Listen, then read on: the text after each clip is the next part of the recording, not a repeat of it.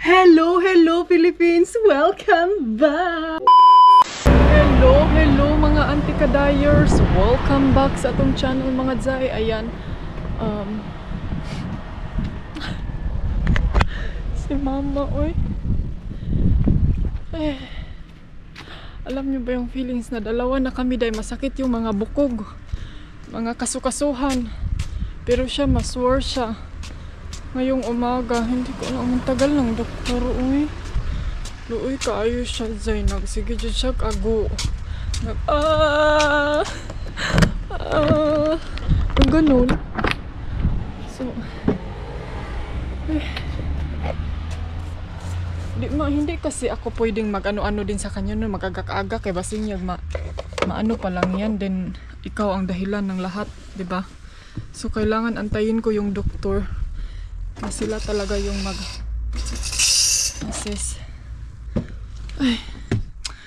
Ngayon, ito, kailangan ko to siyang i-arrange. Uy, nervous ko eh. Para akong alam niyo ba yung feelings na? Para akong heart attack, unsa ba? Masakiton pa ka. Nakaharap ka pa sa may masakitin din.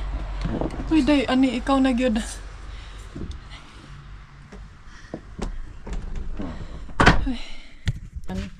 Kawawa si mama, day, nakatugyod siya maayo. Ay. But anyway, luoy kaayo ay. Ang hirap pag magiging matanda na talaga tayo.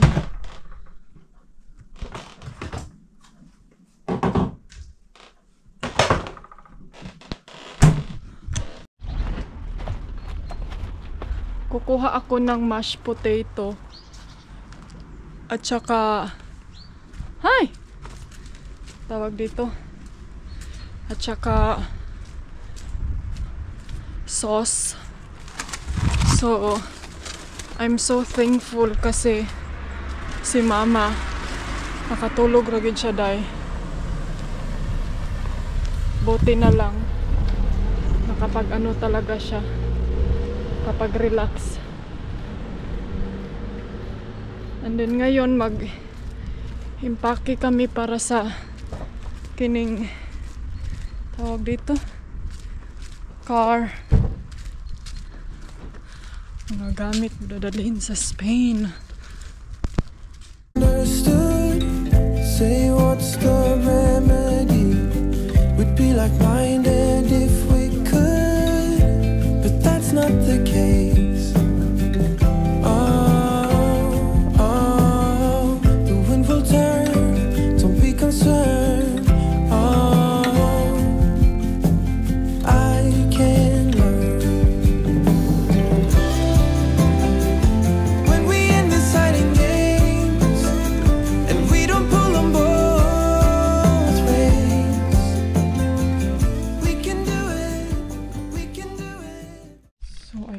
Nagpakain ako kay mama.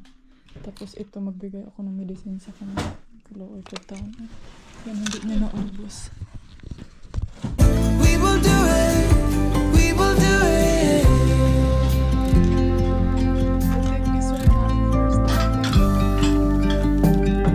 Sweet, clean and honest truth is what I get from you. No matter how hard I get the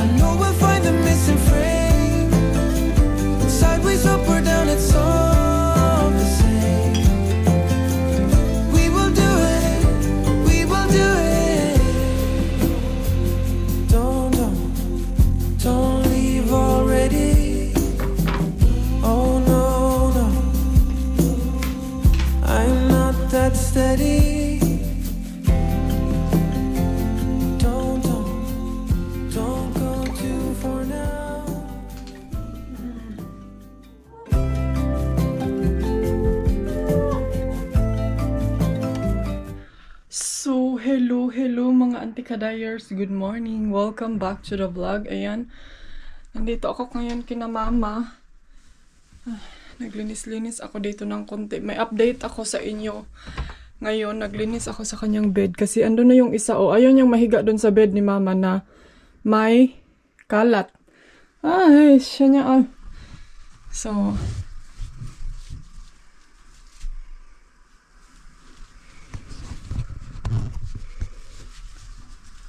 baba na tayo, Zay. Maglinis ako ngayon dito sa bahay niya. And then pupunta tayo doon sa labas. May mga bagay akong dapat tapusin ngayon before kami go on. Pero mag-ready ako, Day.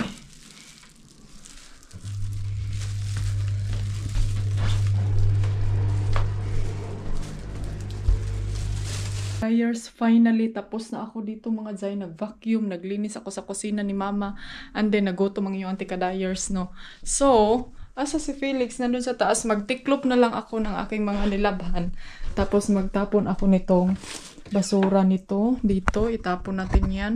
Then, mag-ready ako sa aking lunch kay Murag. Day, murag ning tuyok, man akong pananaw, Day. Amot, gigutom ko, Day. Ano ka ni? And then may dumating kanina ba na lalaki. Huyawan man ko, kaning sud man siya diretso. Pumasok siya agad. So, kala ko, anong ginawa ang batang to? Pero bata pa siya. Bata pa na lalaki. So, ako na ito. Basura ni mama. Yung isa na yung isa na basura na parang alam niyo yung malata at saka hindi malata. I-separate kasi nila yan dito. Dahil pag hindi yan siya i-separate, Day, hindi yan siya kukunin ng basurero. So, ayan, ito, may mga bottle.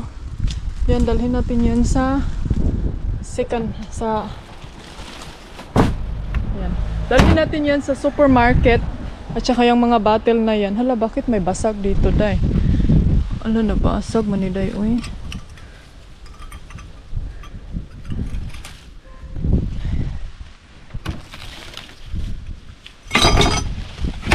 Ay, may basag, oh. May basag. Sinong magpabasag ng mukha dyan, ha? Kaya babasagin ko yung mukha nyo. And then, maraming nagsuggest sa akin na i-keep ko daw tong wedding gown ko dahil pang memories daw, para daw hindi maghihiwalay. Grabe naman kayo, Zay. Maghihiwalay pala pag ibigay ang wedding gown. Paano kung ang wedding gown mo is arkila lang? So, yung asawa mo din na arkilahan din yan. Sama! Gargara! Lagi ba?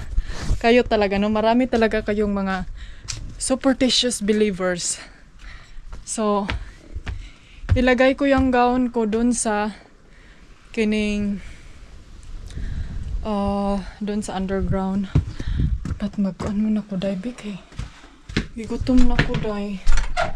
And then, kanina, yun nga, no, may dumating dito, tawag ani, ay, naghatod og tambal ni mama.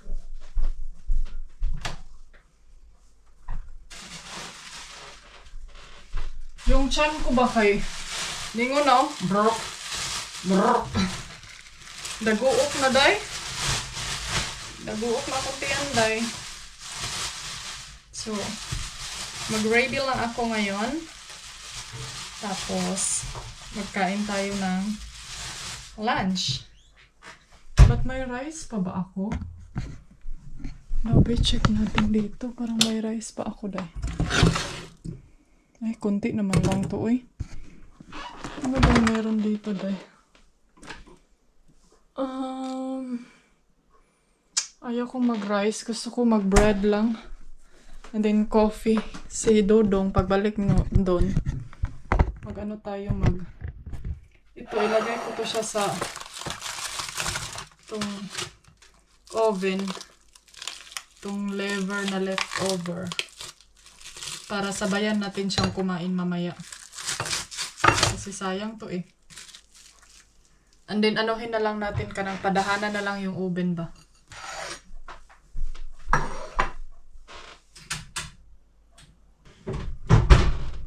So, ready na yon. Padahanan ko lang yun siya mamaya para pagdating ni Dodong mainit pa din. Laoy mingaw manday kung wala si mama dili ah. Maingay kasi si mama ba pag meron nandito siya.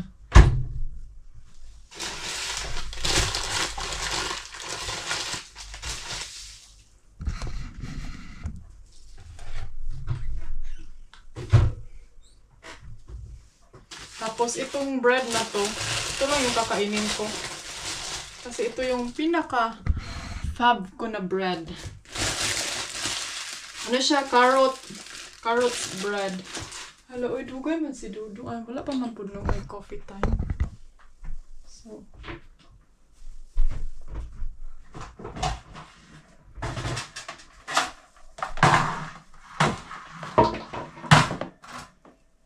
pinainit ko na tong tawag dito yung flavor.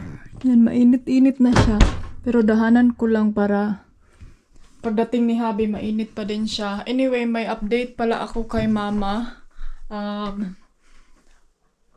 Kagabi, dinala siya sa emergency. Kinuha siya kagabi dito ng ambulansya kasi may mga doktor na pumunta dito kagabi.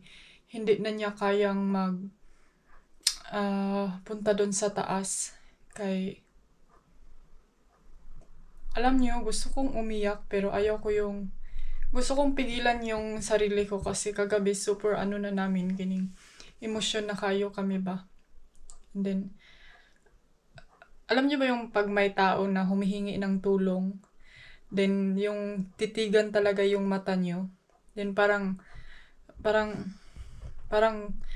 yung puso niyo ba, kumuton jud siya, maayo. So yan yung nararamdaman ko as in kagabi na kasi si mama, ayaw niya talaga, pinaka-hit yun niyang pumunta sa hospital. So, sabi niya sa akin, Ani, tulungan mo ako. Alam niyo yung ganun. So, ayaw kong umiyak kasi, basta, ayaw ko lang umiyak kay, dili ko gusto nga, gusto ko magiging okay pa din siya kay, sinabi ko sa kanya kahapon na, Ma, pag mato ka sa hospital, ako'y mag-atiman si Mambalay, kuandiri, ayaw, huwag kang mag-alala. Then, if mato ka dito maulian ka, mas ma-okay ka dayon. Kasi pag dito ka, walang sa'yo, walang mag-alasa papunta sa taas, walang mag-agak sa kanya pag magbihis siya, yung mga bagay-bagay. So, gusto ko mang tulungan ka pero super gagawin ko lahat kung matutulungan lang kita, pero hindi kasi pwede yung ganun mga anti-kadayers kay if ever may mangyayari sa kanya, then ako yung in charge ba na, bakit mo siya inalsa, bakit hindi ka tumawag sa ganito ganyan, di ba? Kasi meron kasi yan silang mga caretaker ba. So mas sabi ko kay Habi na kailangan mong magdesisyon na kailangan siyang dadalhin doon sa hospital. So yun, as in masakit sa kasing-kasing, pero kailangan namin magdesisyon kay hindi niya talaga kaya yung pain niya. Kung pwede lang ipakita yung video na tinitake ko sa kanya, pero ayaw ko guys kasi hindi magandang pakinggan yung taong umiyak na para kanang magganon na mag-iyak, parang mangingilabot kayo. So yan, if nag-wonder kayo nung nangyayari dyan, dito kasi siya humiga kahapon. As nakita nyo yung pinakain ko siya, sinubuan ko siya. Sabi niya sa akin, Ani, masarap daw yung niluto ko, yung pinakain ko sa kanya. Sabi ko, Ma, kanara jud akong makaya nga best. Okay. Saan man? Hindi naman ako, baka sabihin nyo din sa akin, ano ka ba, hindi ka marunong ako kasi maliit akong babae, tapos si mama ba, super niya, laki. So, hindi ko talaga kaya, I accept nga, dili dyan ako kaya. And then, yung ko din, yung heart ko, kailangan ko siyang i-control dyan, kaya may sakit din ako sa puso. So, baka ma-atake ako ng una, no? Kasi kagabi, humagulgul ako sa iyak.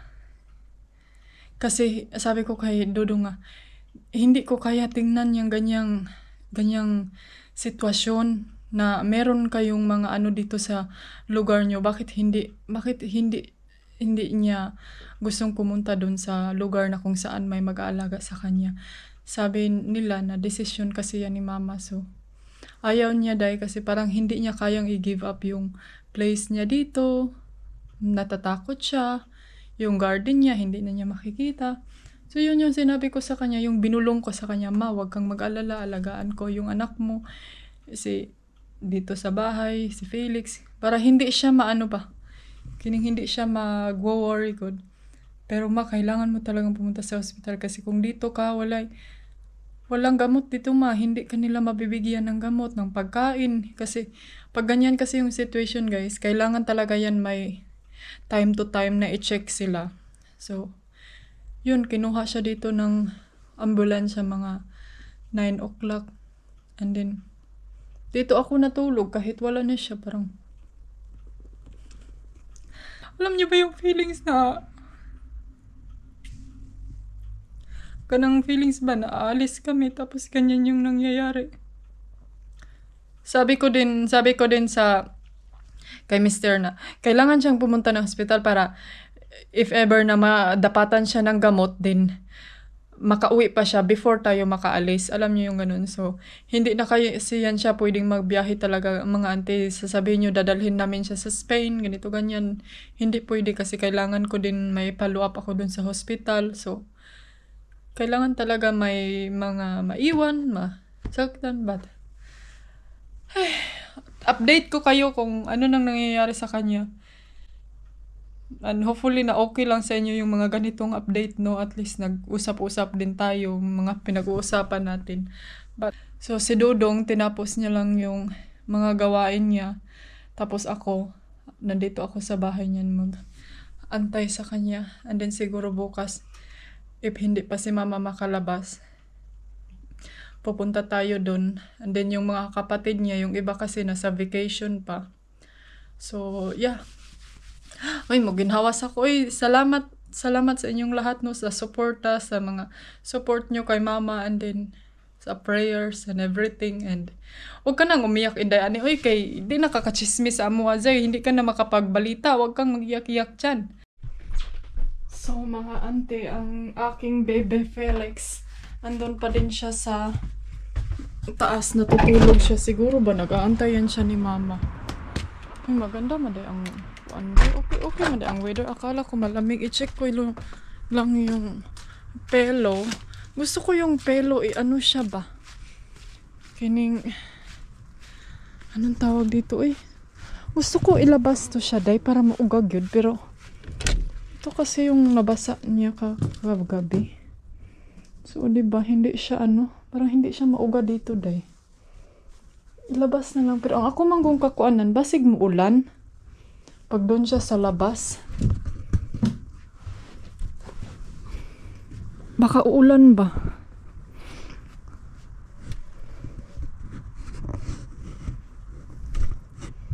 Diyan na lang siguro yan.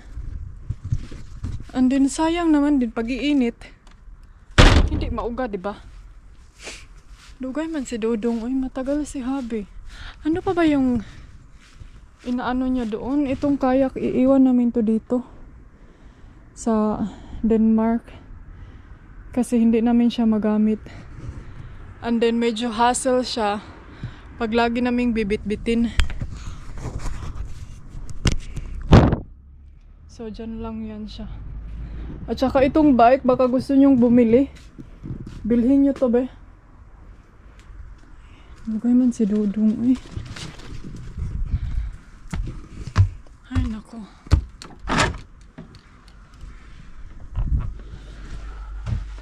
Mingaw, pag walang katao-tao dito sa bahay, parang nare-realize ko na mingaw gud ay pag si mama ra isa diri.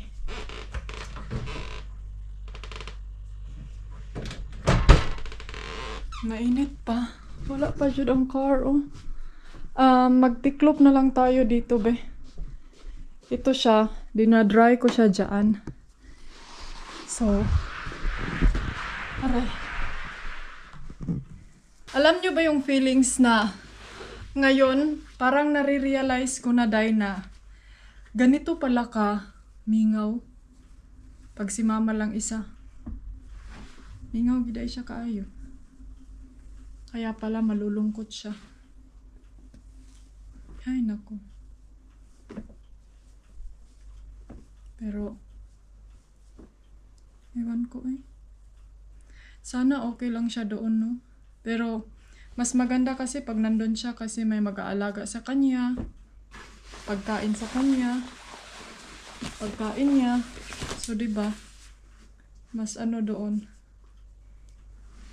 Mas okay. Ito siya, mga damit namin to, tapos may kang mama dyan, konti. So, ano ko lang siya kining. Sort out. Dadalhin to siya sa car. May mga puti pa doon sa baba. Pero mamaya na siguro yun. Hala, ano to, Day? Bakit parang may something? Hala, may something dito. Tapos nilaundry to. Ano kaya to? Baka pera. Uy, tissue man di ay.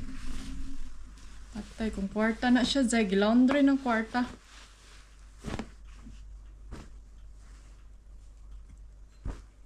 Buti na lang dito sa kanila, no? Bilib po ko dito sa ilahaday kay kahit gabi na kaayo. Day, may doktor man, Day, uy. May doktor na pumunta dito. Nag-check sa kanya. Yung mga nurse, pumunta dito. Parang, ang ganda ng sistema nila, no? Alam niyo ba yung ganun?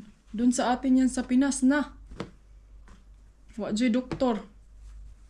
Walang doktor na pupunta sa'yo doon, Day, sa bahay mo. Okay lang kung ano ka, Chris Aquino. Pero pag ganyan, nako. Pag ganyang sitwasyon siguro kagaya kay mama, wala na, Day. Pero si mama kasi ayaw niyang pumunta sa ano, sa kining. Ayaw niya, Day, pumunta doon sa kining sa mga old people, good, home for the aged. Gusto niya dito lang talaga siya sa kanyang bahay. Pero siguro yan na kasi yung na-mindset niya ba. Pag ang tao kasi, pag naka-mindset na tayo, yan na yun. Bango. Bango ng sabon niya. Hoy, baka sabihin niyo si mama nag-laundry nito ha. Ako ang nag-laundry nito. Tapos tinutulungan lang niya ako magsampay, mag-ano, ganito, ganyan. Oh. Hey darling, can I tell you what's been on my mind? Sick and tired of the 9 to 5 in the city light. Hey darling,